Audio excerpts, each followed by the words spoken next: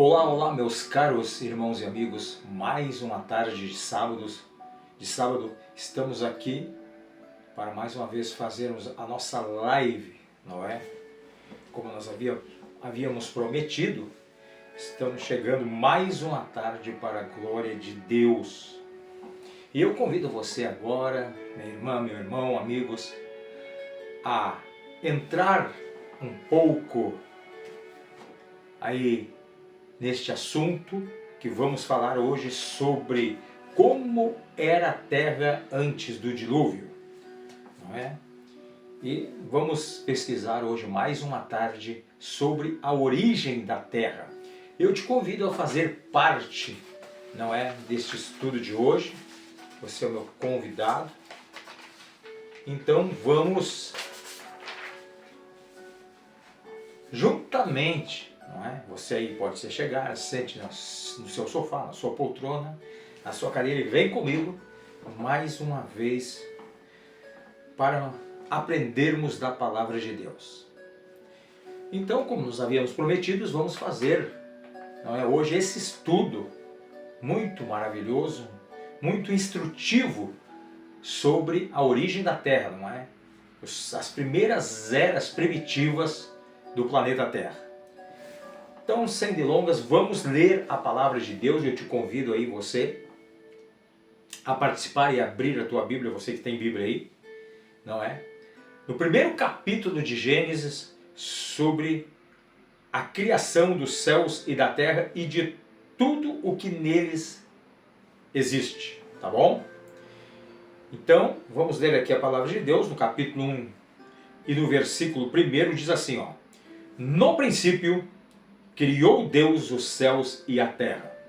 Agora vamos para o versículo 2. Olha o que diz a Bíblia. E a terra era sem forma e vazia, e havia trevas sobre a face do abismo, e o Espírito de Deus se movia sobre a face das águas. Eu vou pegar aqui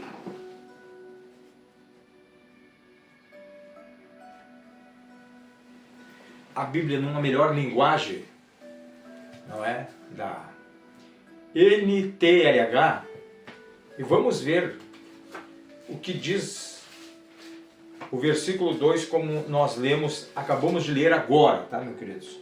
Então você pode aí, vai ter uma compreensão bem melhor do que a Bíblia está dizendo. No versículo 2 de Gênesis, eu vou reler de novo, diz assim, ó: E a terra era um vazio, sem nenhum ser vivente, e estava coberta por um mar profundo. A escuridão cobriu o mar, e o Espírito de Deus se movia por cima da água. Viu que interessante? A terra era um vazio, sem nenhum ser vivente, e estava coberta por um mar profundo. A escuridão cobriu o mar, e o Espírito de Deus se movia por cima da água. Então, podemos entender aqui que todo o globo terrestre era coberto por águas. Não havia uma montanha que sobressaísse, ou nem mesmo um continente, não é?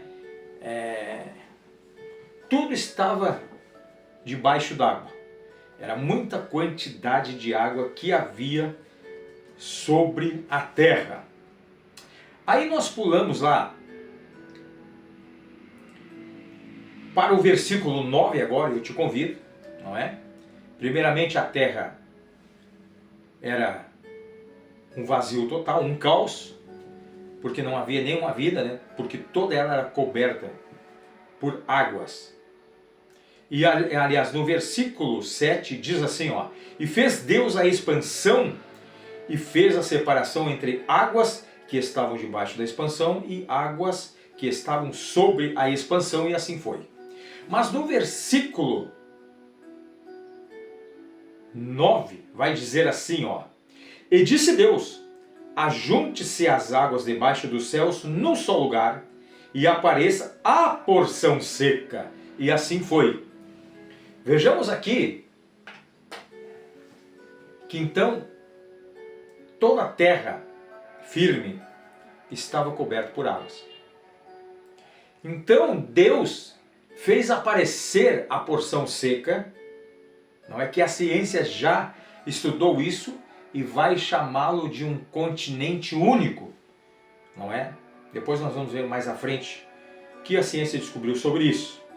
E o que aconteceu? Para onde foram essas águas, esse acúmulo de água que havia no planeta Terra?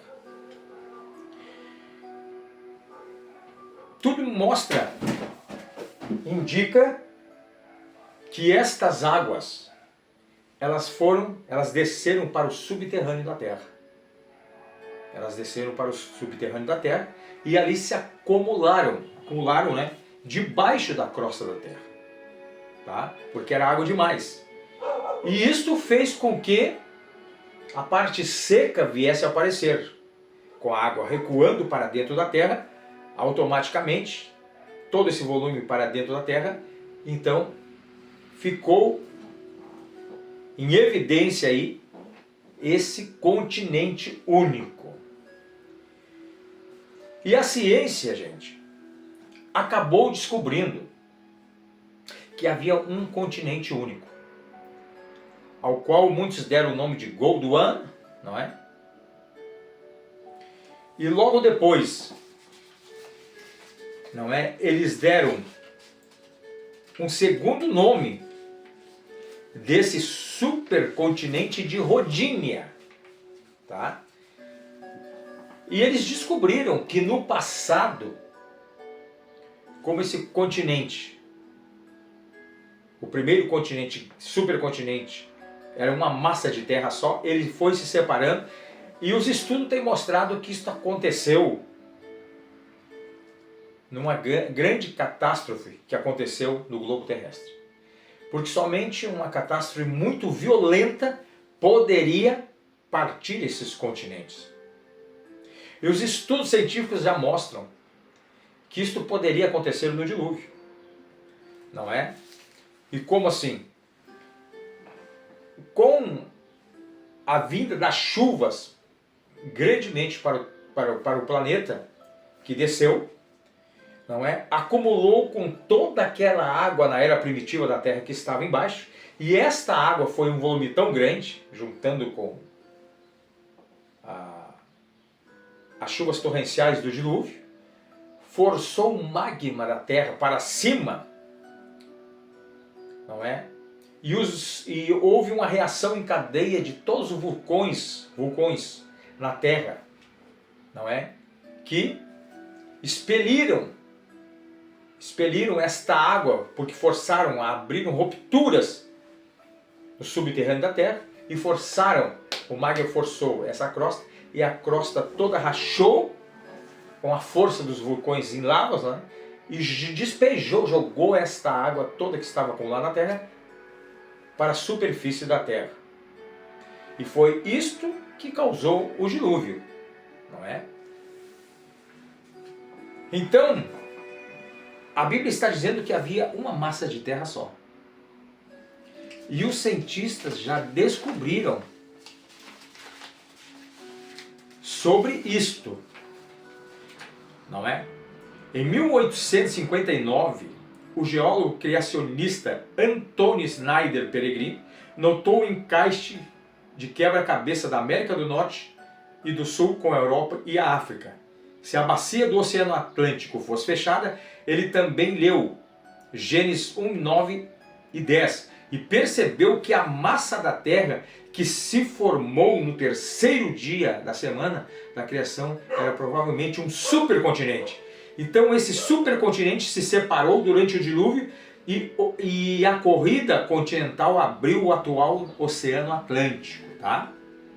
Assim nasceu o modelo catastrófico de placas tectônicas, que fornece um mecanismo físico para o dilúvio. No início do dilúvio, as fontes do grande abismo foram quebradas, olha aí, ó, Gênesis capítulo 7, versículo 11, destruindo o supercontinente pré-diluviano. A rocha derretida, ascendente do manto subjacente, ajudou a impulsionar os fragmentos continentais pelo globo, abrindo novas bacias oceânicas e colidindo para produzir as montanhas de hoje. Tá, gente? Muitos dados geológicos são consistentes com esse cenário. embora o rápido movimento das placas seja um tópico separado. Ao localizar os remanescentes do supercontinente original pré-diluviano, podemos projetar os movimentos desses fragmentos de volta às suas posições originais para potencialmente remontar o mundo perfeito de Noé. Então, isto é evidente, não é, no cenário do globo terrestre que temos hoje. Não é? A gente pode ver ali que, por exemplo, se você juntar América do Sul, toda a parte da costa brasileira, você vai encaixar ela certinho com a costa africana, não é? E aí a gente vê que é um encaixe perfeito, mostrando que realmente havia um continente único, como fala a Bíblia. E a Bíblia diz, não é, que as águas se juntou num só lugar e apareceu a porção seca.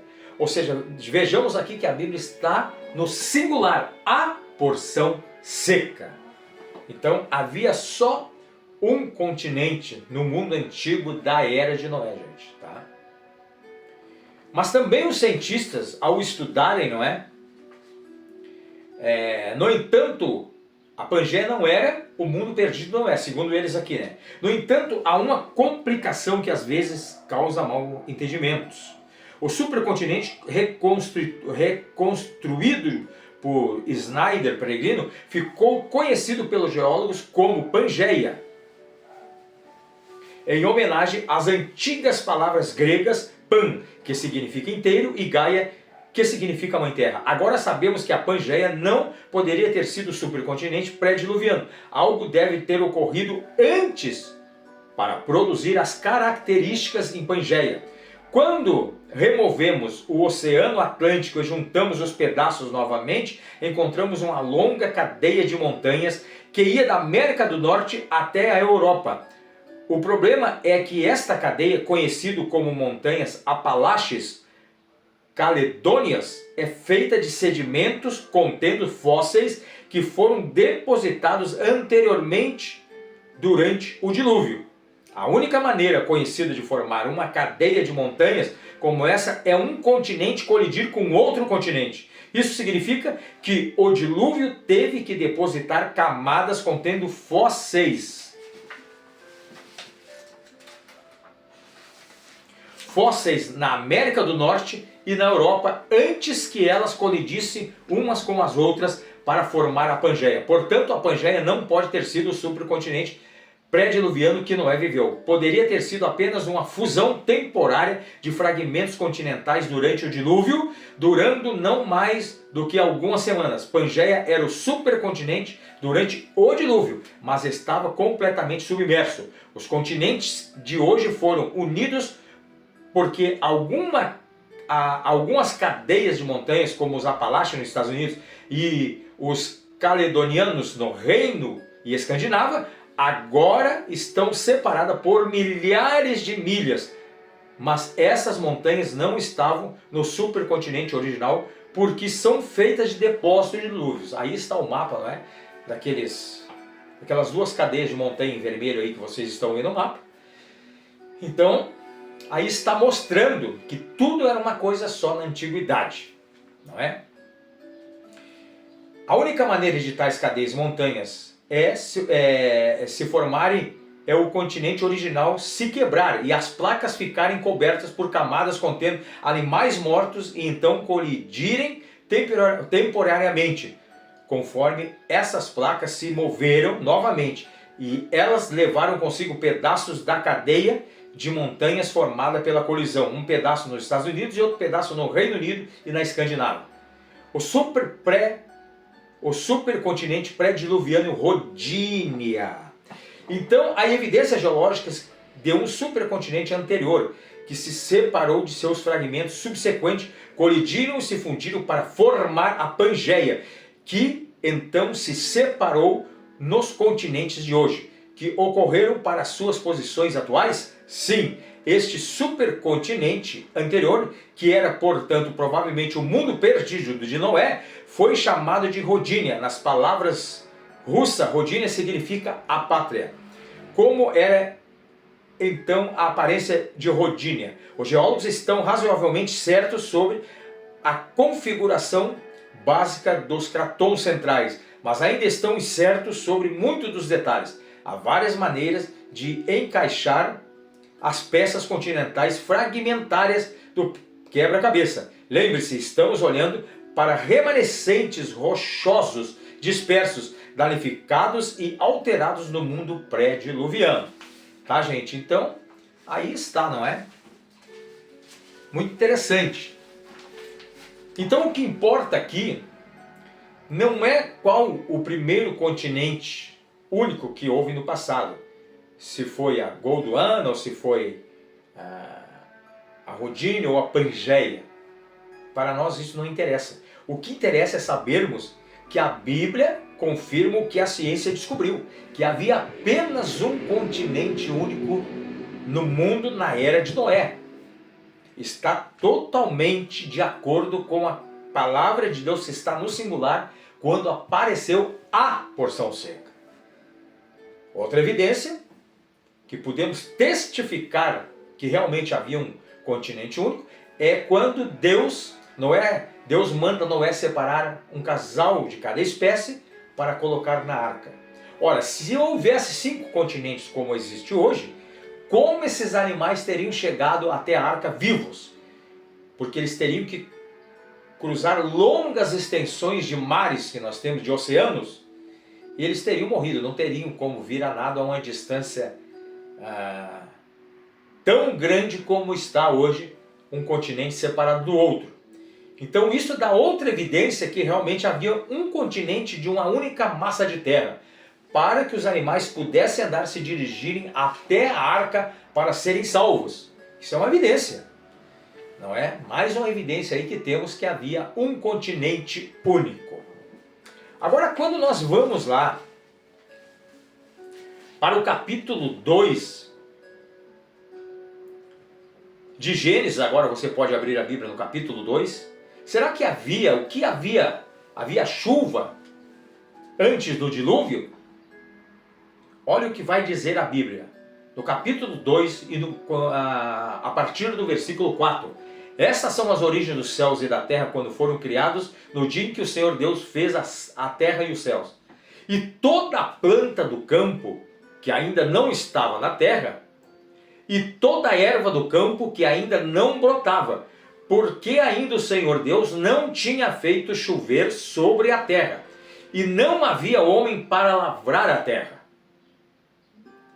Porém, um vapor subia da terra e regava toda a face do planeta. Olha que interessante, gente. O doutor Tommy Mitchell, ele vai dizer o seguinte: alguns cristãos afirmam que não houve chuva antes do dilúvio. No entanto, como o doutor Tommy Mitchell nos mostra, um exame atento das Escrituras não confirma isso. Alguns cristãos afirmam que não havia chuva antes do dilúvio. Muitos deles fazem essa declaração de forma bastante dogmática, como se fosse óbvio a partir de uma leitura do texto bíblico. No entanto, um exame atento às Escrituras não confirma isso. Uma análise bíblica. Os proponentes da visão sem chuva referem-se a Gênesis 2 para apoiar sua posição. Gênesis capítulo 2, versículo 6 a 6. Afirma que o Senhor Deus ainda não tinha feito chover sobre a terra, e não havia homem para lavrar a terra. Mas subiu uma névoa da terra que regou toda a face da terra. Dessa passagem, tudo o que realmente pode ser dito é que nenhuma chuva havia caído até o momento. Isto é apenas da criação, semana da criação, a semana da criação. A passagem descreve o ambiente antes de Adão ser criado. Essa névoa pode ter sido um dos métodos primários que Deus usou para hidratar a terra seca que ele criou no terceiro dia. Estão vendo aí? Então, realmente, não quer dizer que não pudesse ter havido chuva antes do dilúvio global. Não é? O que aconteceu no dilúvio global foi uma catástrofe épica, uma coisa nunca vista na história da humanidade. Não é? Porque a Bíblia vai dizer que rompeu os assoalhos debaixo do oceano, romperam, forçado para cima, o grande abismo, né? Que rompeu e trouxe essa água toda que estava embaixo para a superfície. Só para vocês terem uma ideia, recentemente cientistas encontraram evidências que há um oceano 3 vezes mais de volume de água debaixo da crosta terrestre do que está hoje na superfície. Inclusive, uma das pesquisas foi feita aqui no Mato Grosso, no nosso país, onde eles encontraram uma pequena pedra bruta de diamante, e ali eles descobriram, analisando essa pedra, que havia água dentro dela. O que mostrou uma evidência que havia há uma grande concentração de água dentro da crosta terrestre, não é? Que até sobrepõe os oceanos hoje que estão na superfície. É muito interessante. Então, esta água que rompeu, a Bíblia diz, quando rompeu os grandes abismos, está falando das entranhas da terra. Que Deus rompeu essa água, arrebentou a crosta, com os vulcões forçando a crosta terrestre, houve uma grande rachadura em todo o planeta, o que expeliu essa água para fora.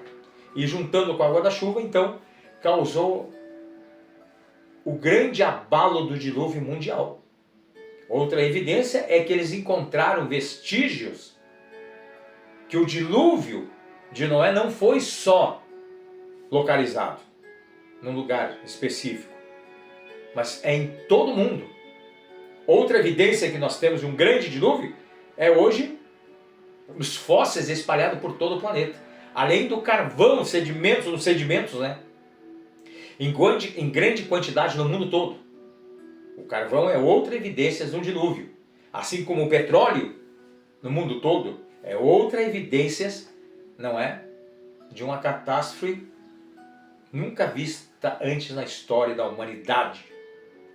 Tá? Nós temos hoje, foi encontrado até no Monte Everest já, que tem mais de 8 mil metros, foi encontrado vidas ali, peixes petrificados na montanha do Everest. O que acontece é que essas montanhas, na época da era diluviana, das eras primitivas da Terra, não havia essas cadeias de montanha como nós temos a Cordilheira dos Andes aqui, como nós temos outra cordilheira ali na Ásia e no Paquistão, como nós temos o Grand Canyon nos Estados Unidos, que vocês vejam que a Terra toda ela existe ali os recortes da Terra, não é? Então tudo isso é evidência do dilúvio. Também encontraram cemitérios de baleia no deserto, gente. Ora, isso é impossível, mostrando que as águas estiveram ali, presente. Hoje, aqui na nossa América do Sul, foi encontrado um cemitério de baleias no Chile. Foi encontrado também na Bolívia, não é? Então nós temos várias evidências no mundo, por exemplo, árvores petrificadas, plantas petrificadas, entendeu? Então tudo isso são evidências de uma catástrofe que houve no planeta Terra, não é? Então é muito importante a gente estudar a palavra de Deus, porque a palavra de Deus nos dá uma evidência do que aconteceu, como era a Terra nas suas eras primitivas, não é? Então primeiro Deus faz a Terra com um continente seco. O primeiro continente que vai aparecer é um continente sem plantação, como vocês estão vendo na fotografia aí. É o primeiro continente do mundo, não é? Então, agora, Deus cria toda a vegetação antes do homem. Agora esse continente passa a ter uma vegetação. E o que fazia uma névoa regava a terra antigamente, antes de Deus, não é, fazer o homem. E este sereno era uma atmosfera, eles descobriram que era uma atmosfera muito mais densa do que existe hoje. Eles também descobriram, um cientista nos Estados Unidos, por 40 anos ele estudou, mais de 40 anos, ele estudou as condições da vida nas eras primitivas da Terra, ou seja, na era antes do dilúvio, e ele criou um tubo de oxigênio e modificou o oxigênio dentro deste ambiente, dessa cápsula. E ele colocou ali um peixe-pacu. E esse peixe, com um oxigênio diferenciado do que nós temos hoje, a atmosfera da Terra seria 1/7 mais densa do que é hoje. E fazendo esse ambiente em laboratório, esse peixe-pacu, ele duplicou de tamanho. Não só duplicou, como esse peixe conseguia viver muito mais do que o seu tempo de vida no ambiente natural que nós temos hoje. Tá? E isso foi comprovado cientificamente em laboratório, mostrando que antigamente havia gigantismo. Eles encontraram insetos, pode ver aí, encontraram insetos, não é, gigantes. Eles encontraram também elefantes, não é, os primórdios muito maiores do que são hoje, não é? Então essa condição no planeta Terra, que os raios solares não penetravam como eles penetram hoje. Hoje os raios solares eles penetram muito mais forte, isso causa envelhecimento. Portanto, uma pessoa que fica muitos anos exposto ao sol, ela vai envelhecer mais rápida. Isso é uma evidência. Mas no mundo pré-diluviano a coisa era muito mais controlada, porque havia sol, portanto o sol não podia penetrar, não é? Com todo o seu fulgor como é hoje, por causa dessa atmosfera densa. E isso protegia muito a vida naqueles tempos antigos e faziam as pessoas viverem muito mais, assim como os animais, e até em crescimento, não é? De estatura. Então é muito importante como era a Terra nas eras mais primitivas da Terra. E quando a gente estuda a Bíblia, a gente vai descobrindo. Então temos aí, após esse continente único, nós temos agora as evidências que havia um encaixe nos continentes. Então, portanto, houve um tempo atrás que algo provocou essa separação dos 5 continentes que nós temos hoje. E estão exatamente de acordo como a Bíblia diz. Por isso, a gente tem que estudar a palavra de Deus. E das águas do dilúvio, para onde foram essas águas após o dilúvio? Na nova terra agora, quando Noé sai com seus filhos, suas noras e a sua esposa e todos os animais da arca. O que aconteceu ficou a terra então? O que aconteceu com toda esta água do dilúvio que cobriu as montanhas mais altas? E que por sua vez fabricou novas montanhas.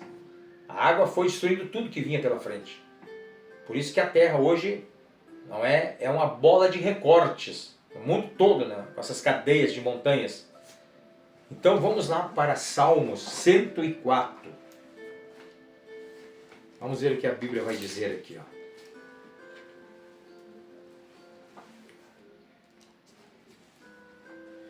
Olha só o que diz a Bíblia. No Salmo 104, versículo 5 em diante. Lançou os fundamentos da terra, ela não vacilará em tempo algum. Tu cobriste com o abismo como um vestido. As águas estavam sobre os montes. Olha só. A tua repreensão fugiram. A tua repreensão fugiram. A voz do teu trovão se apressaram. Subiram aos montes, desceram aos vales, até o lugar que para eles fundaste. Termo-lhes puseste, que não ultrapassarão, para não tornarem mais a cobrirem a terra. Termo-lhes puseste, que não ultrapassarão, para que não tornem mais a cobrir a terra. Então aí está. Então o que aconteceu aqui? A Bíblia está explicando. Quando você vê uma montanha perto dos mares, você vê que ela tem muitos recortes, principalmente nessas montanhas que não tem vegetação, que estão à beira do mar aí pelo mundo todo. Então as águas ali foi criada uma bacia oceânica. E essa bacia desceu, fez com que as águas recuassem e muito das águas desceram novamente para o subterrâneo da Terra. Não é? E essas bacias oceânicas que nós vemos hoje é uma evidência de um dilúvio global. Que a Bíblia está dizendo: tu cobriste com um abismo, como um vestido, e as águas estavam sobre os montes. Olha só, na época de Noé, quando cobriu toda a terra. A tua repreensão fugiram, a voz do teu trovão se apressaram. Subiram aos montes, elas foram até acima dos montes, desceram aos vales, olha só, até o lugar que para eles fundaste. Então Deus colocou limites nos mares hoje. Embora o homem está tomando o que é da natureza, não é? Mas Deus colocou limite para que os continentes não viessem a serem cobertos novamente. Porque Deus fez um pacto com Noé. Não é? Deus fez um pacto com Noé. E Deus colocou um arco nas nuvens, como esse pacto, dizendo que não destruiria mais o planeta Terra por águas, como ele fez no passado. Então toda vez que aparece o arco-íris nos céus, Deus está no seu trono lembrando da promessa que ele fez a nós. Que ele não destruiria mais o mundo com água. Isso é muito interessante, meus irmãos. É maravilhoso. Porque a gente descobre quão perfeitos são os caminhos de Deus. Ele é perfeito. Ele é grande. Ele é soberano. Então aí está as eras mais antigas da Terra. Como ela foi no passado.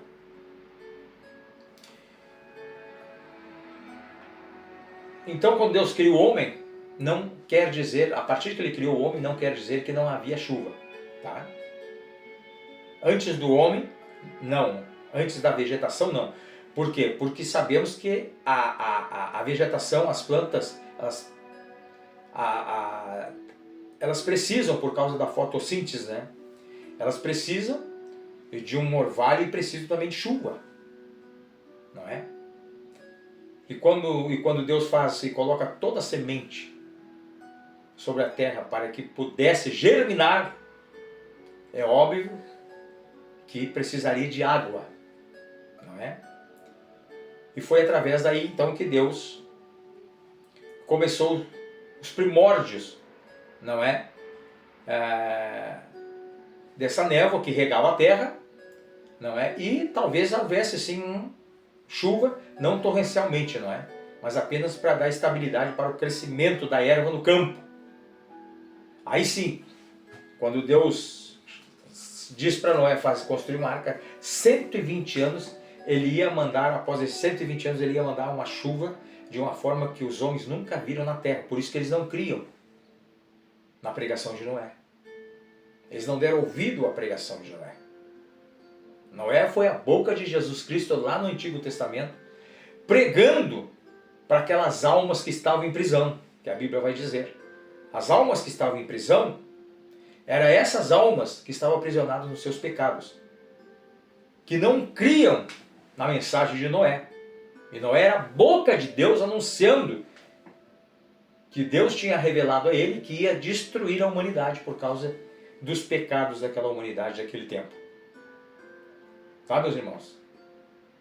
Então é isso aí que nós temos que apresentar hoje para vocês, tá? Fiquem na graça e na paz de nosso Senhor Jesus Cristo e até um próximo vídeo, na graça de nosso Deus. Fiquem todos na paz de Cristo. Amém.